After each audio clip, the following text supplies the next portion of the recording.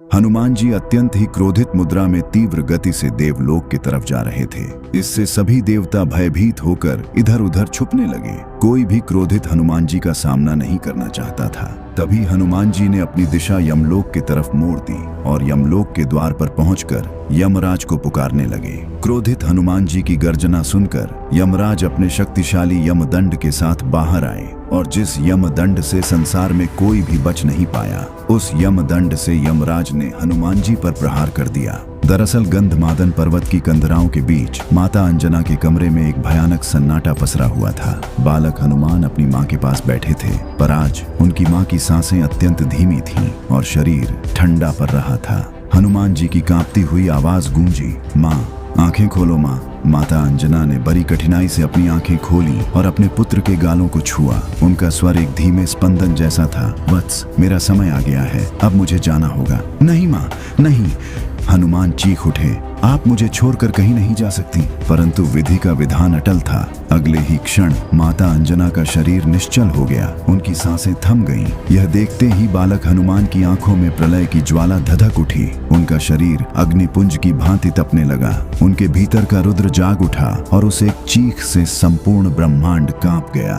किसने साहस किया मेरी माँ को मुझसे छीनने का? कौन है वो जो मेरी माँ को ले गया? क्रोध और पीड़ा से भरा बालक हनुमान खड़ा हुआ, पर अब वह केवल एक बालक नहीं बल्कि स्वयं महाकाल का रूप ले चुका था। उनकी भुजाएं फरकने लगी तथा आंखों से विद्युत की कौंध निकलने लगी। उनके शरीर का तेज सहस्त्र सूर्यों को भी फीका कर रहा था। तभी बाल हनुमान जी ने गर्जना करते हुए कहा, यदि मेरी माँ नहीं तो यह सृष्टि क्यों, यह ब्रह्मांड क्यों? कौन है वह मृत्यु का स्वामी? आज या तो मेरी माँ लौटेगी या इस ब्रह्मांड से काल का अंत होगा। और अगले ही पल उन्होंने पृथ्वी से ऐसी छलांग लगाई कि आकाश फट गया। उनकी गति प्रकाश से भी तीव्र थी। उन्होंने बादलों को चीर दिया और देवलोक की ओर बढ़ने लगे। देवता उनके प्रलयंकारी रूप को देखकर भयभीत होकर इधर उधर छिपने लगे। इंद्र का सिंहासन डोल गया, वायुदेव सहम गए। किसी में इतना साहस नहीं था कि वे उस क्रोधित अग्निपुंज का मार्ग रोक सकें। पर हनुमान जी का लक्ष्य देवलोक नहीं था। उन्होंने अपनी दिशा बदली और अंधकार से घिरे यमलोक की ओर मुड़ गए। यमलोक के द्वार पर पहुंचकर उन्होंने ऐसी गर्जना की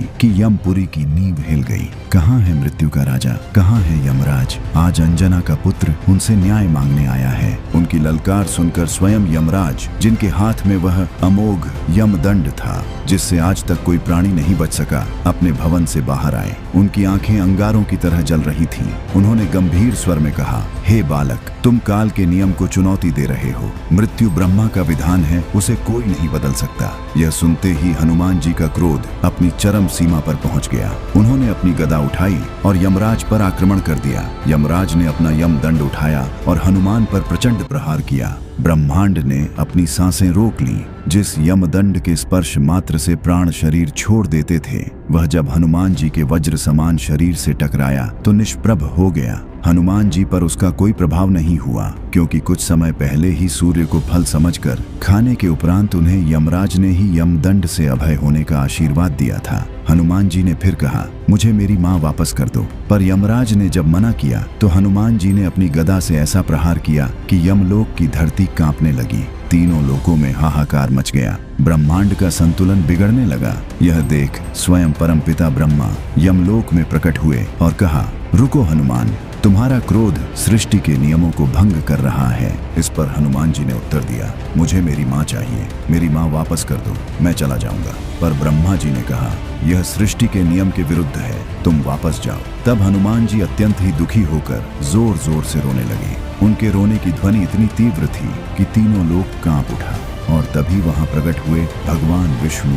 और तब भगवान विष्णु ने माता अंजना के प्राण हनुमान जी को सौंप दिया। जैसे ही हनुमान जी माता अंजना के पास पहुंचे, वो दिव्य प्रकाश रूपी प्राण माता अंजना के निश्चल शरीर में प्रविष्ट हुआ और माता अंजना के मुख से पहला शब्द निकला, हनुमान।